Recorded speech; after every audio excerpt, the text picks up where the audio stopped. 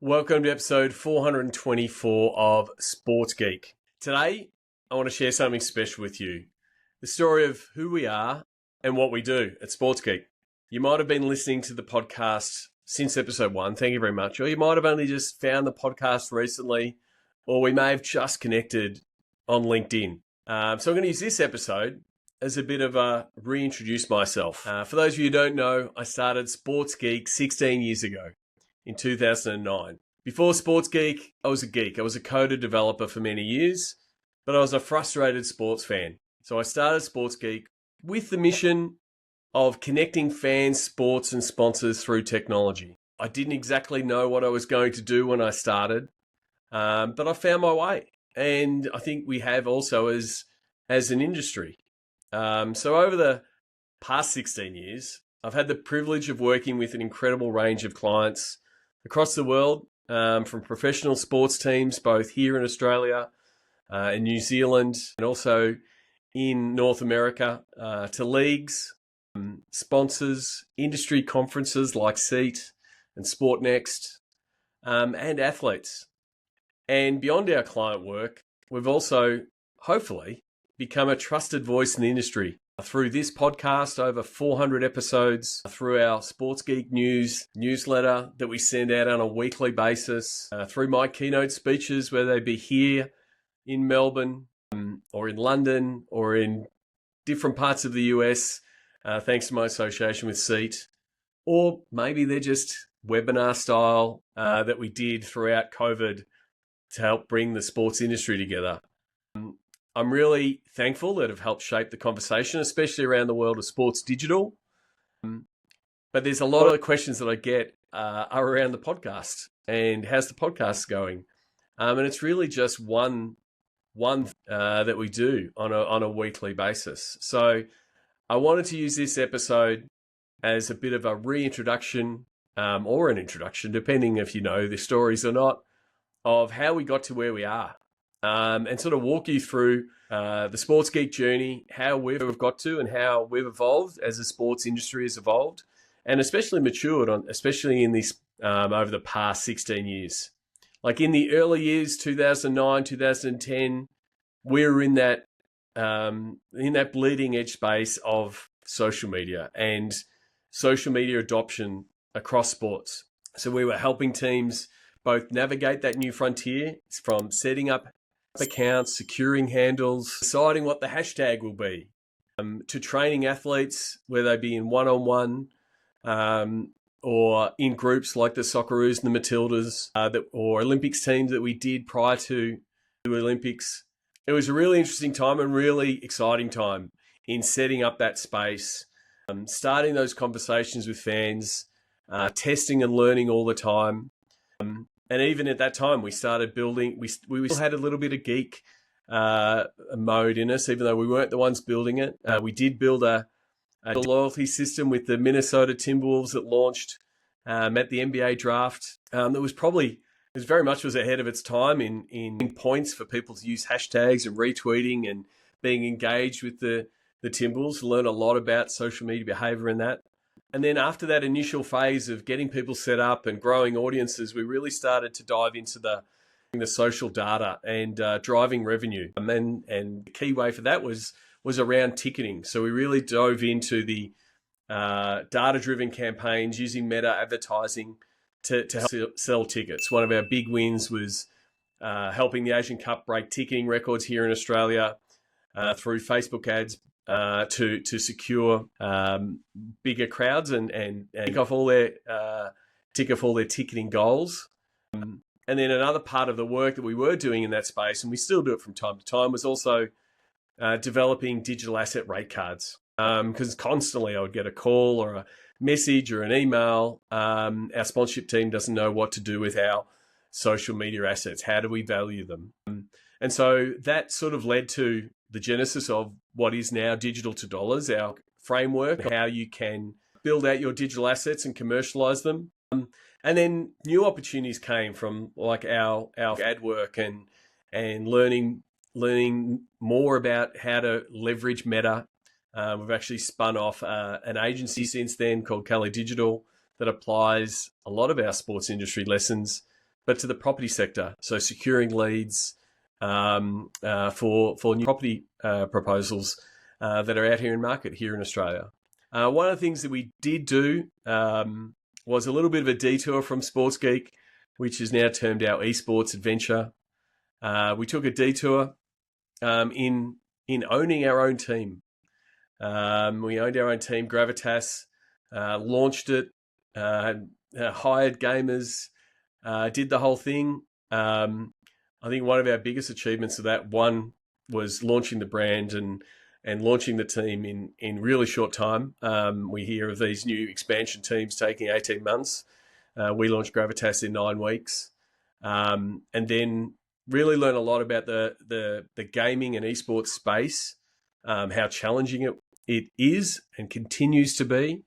But one of the things I'm proud of is that we did do a lot to professionalise the space here, especially in Australia and New Zealand. We helped the OPL, which was the league at the time, stay alive when Riot decided to shut down the league.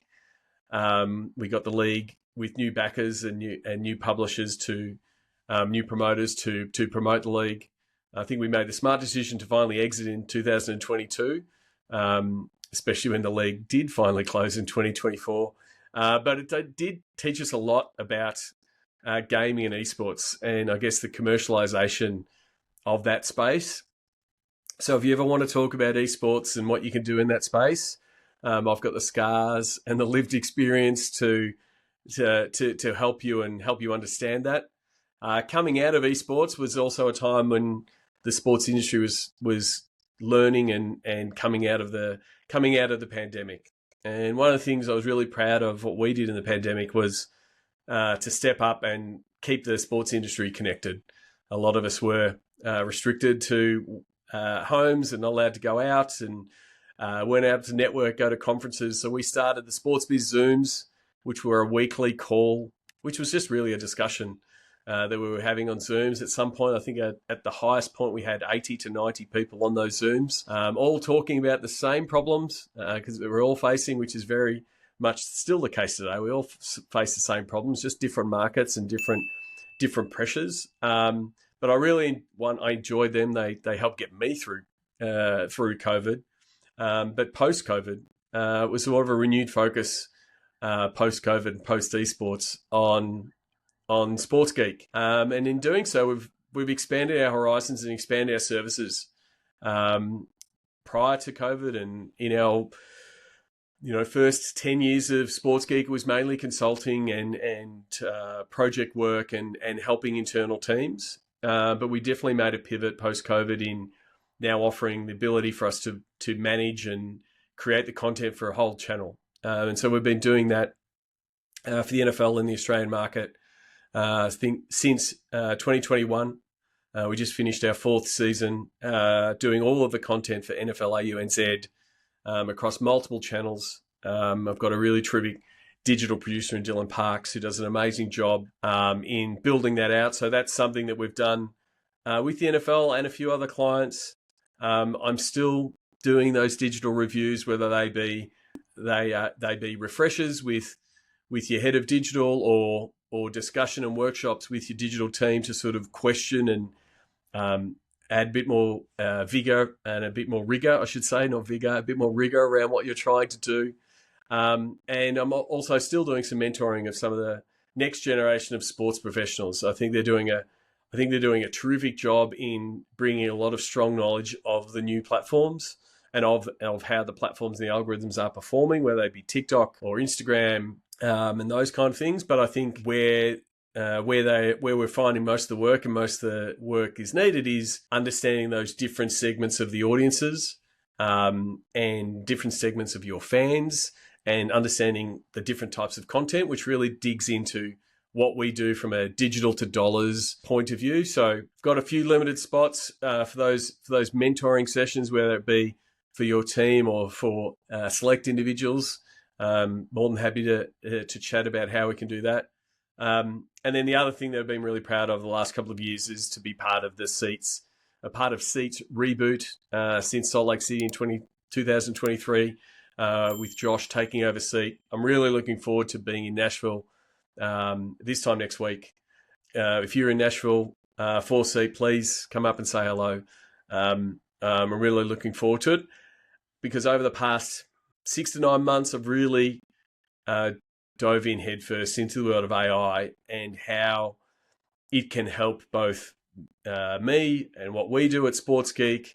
I've really returned to my geek roots in AI and no-code solutions. I consider myself a qualified vibe coder, but I think it has enhanced my superpower. My superpower has always been helping teams deliver more through efficient processes and smart tools, and AI has just exploded that space of what you can do in that space. If you understand your process and you understand what's happening, how much of that can be automated and how much can you leverage AI to do that. So, and we've been doing that at Sports Geek, both applying those processes and improvements to our processes. You can just look at our sports business daily podcast, this Sports Geek Rapid Rundown. It gets produced 5 days a week. And if I was to do that manually, the old-fashioned way, that would be 5 to 10 hours of my week, or at least 5 to 10 hours of our staff's week to produce that. And now that daily podcast, which is about 2 to 3 minutes long, is entirely automated using my cloned voice and produced with about 5 to 10 minutes of me and my staff's time per day. So the possibility for sports orgs and leagues and media companies are endless in this space. So it sort of gets down to what we do today and what we offer today. One of them is around AI strategy and workshops and implementation. And I think it's that last bit that's important. There's no such thing as an AI strategy, really. It's really what is your strategy and how AI can be implemented in it. So yes, we're doing a lot of strategy work and looking at where AI can be implemented, but then it does come down to what are you going to do? What are the implementation steps you're going to do? What are the automations you might got to run? What tools are you going to use that leverage AI?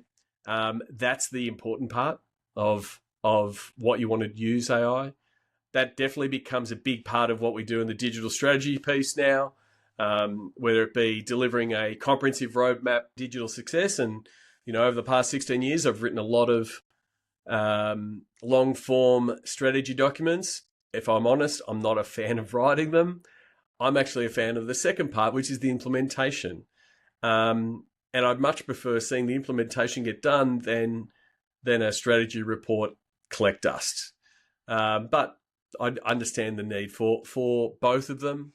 Whether I be working with your team and helping guide your team to develop the strategy, or you can potentially hand it over. But the important piece is that implementation. How do you execute that piece? And that's something that I still enjoy doing and enjoy seeing the success from it.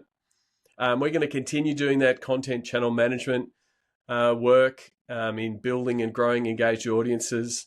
Whether it be for some B2B clients in the space that are in the sports and sports technology space, or geo and location-based accounts like NFL AUNZ. I think the Australian market is a really enticing one for the North American market. There's a lot of Australian sports fans who love their American sport and love their American sports teams. And you can get some real good cut through with the right strategy and with the right partner, which I think Sports Geek is. Then we're also doing bespoke campaign work, whether it be helping your team or helping your commercial team come up with better campaigns, come up with better ways to pitch to your sponsors, and also comes down to execution. How does it get built? How does it get promoted? How do you get results? That's something we always focus on with campaign development. I'm of the opinion there's a lot of ideas that fall flat because they actually don't have the execution component of marketing the campaign and securing the results for the campaign. Too much is left with awesome creative and awesome ideas, which don't always go viral or succeed. But you can mitigate those risks with quality and sharp execution. Additionally, I think there's more to be done for us in the B2B, B2C content development space, whether it be following our strength in the podcast and video series.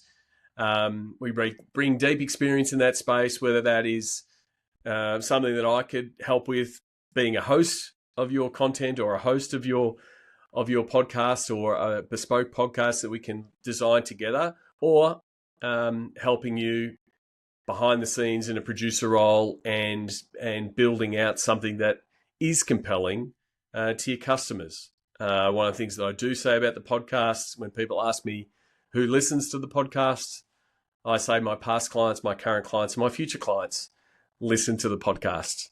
And I mean it. I really do love working with podcast listeners because it means they've reached out to me because I've built trust.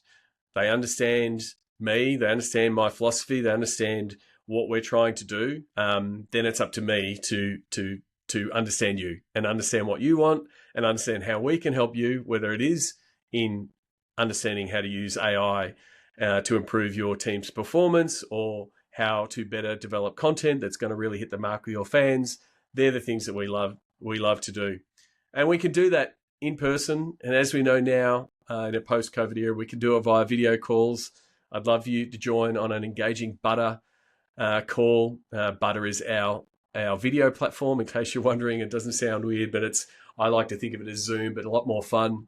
I'd love to see you succeed. I get a lot of thrills when I see my clients either succeed personally as they level up their careers, but also see their content and kick off some goals and tick off some goals from what they're doing from a digital point of view. So before I wrap up, I will be at Seat next week. So there won't be an episode, an interview episode or a solo episode like this one next week. And we will be back the week after. I want to say a special thanks in this episode to Jess, who's been my producer and instrumental in producing the podcast for the past 2 years. She will be moving on soon, and this will be her last podcast that she will be producing.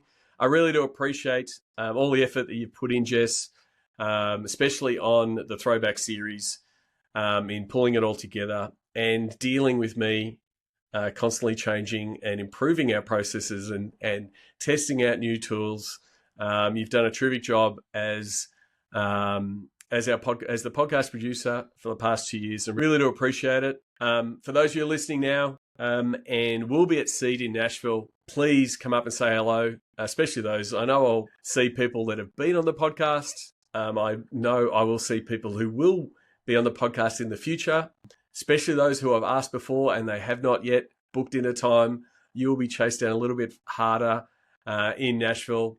And if you're just a listener and you want to come up and say hello, please do so. I love meeting more of the podcast audience. I really do appreciate your time and attention. And until next time, I'm Sean Callanan, and you've been listening to Sports Geek.